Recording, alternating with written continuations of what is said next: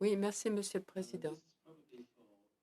C'est une question à la professeure Popova et au professeur Harel peut-être aussi.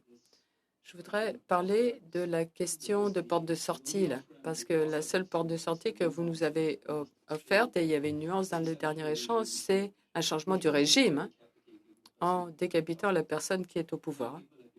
Bon, les gens parlent de Munich, de la dernière guerre européenne, et dans cette situation, le changement de régime avec la décapitation des leaders, c'est arrivé quand les troupes alliées n'étaient pas loin des bunkers à Berlin. Alors, c'est pour ça que je veux revenir à cette question. Est-ce qu'il y a des portes de sortie? J'espère que je suis optimiste, mais à moins d'aller aux abords de Berlin, là, est-ce qu'il y a un moyen d'éviter ça, là? Est-ce que vous pourriez me dire s'il y a quelque chose qui serait peut-être acceptable pour l'Occident, comme vous l'avez dit en termes plus généraux, là? Quelque chose qui serait acceptable dans l'accord de Minsk ou dans l'accord de Steinheim en 2019, parce qu'on essaye désespérément de trouver une porte de sortie, là.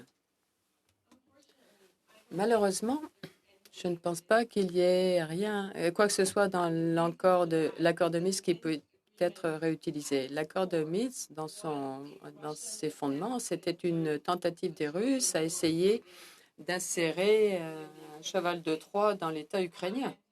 Alors, utiliser ça pour essayer de contrôler l'État ukrainien. Maintenant, je pense que Minsk n'est plus du tout acceptable pour la Russie non plus, parce qu'ils savent pertinemment, à ce point-ci, probablement, que la seule manière de contrôler l'Ukraine, c'est grâce à une occupation militaire globale. Faire ça avec ce cheval de Troie de Donbass, c'est plus une solution et c'est pas réaliste. Alors, je pense que Minsk est mort pour l'Ouest et pour la Russie aussi, pour l'Occident et pour la Russie. Je vais poser la question. Je pose la question aux autres. C'est pas une question de vraie politique. C'est pas ce qu'on décide pour les Ukrainiens.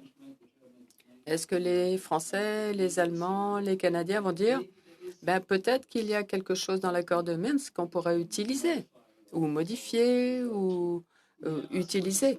Alors, professeur Harel ou monsieur Wachuk, vous pouvez commenter là-dessus? Oui, vous avez une minute. There cannot be any kind. Eh bien, il ne peut pas y avoir de post-Minsk sans les Ukrainiens, hein. Alors, c'est quelque chose d'épique qui s'est passé dans l'histoire entre la Russie et l'Ukraine. Il bombarde l'est de l'Ukraine en ce moment, Poutine, hein. Il y a, c'est sûr qu'il y a un lien culturel entre les Russes et les Ukrainiens. Il y a un lien linguistique et pour beaucoup d'Ukrainiens, un sentiment d'histoire partagée, même si on en a débattu, la Deuxième Guerre mondiale et autres. Broken. I was citing the former. J'ai parlé de l'ancien député qui était pro-Russie et maintenant, toute sa vie, ça a complètement disparu maintenant. Alors, comment est-ce qu'on peut les négocier un compromis sur l'état de Donbass dans l'Ukraine? C'est fini, là. Alors, on ne sait pas le mois prochain ce qui va se passer ou dans 6 mois, mais pour l'instant, c'est une situation entièrement nouvelle sur le terrain, là.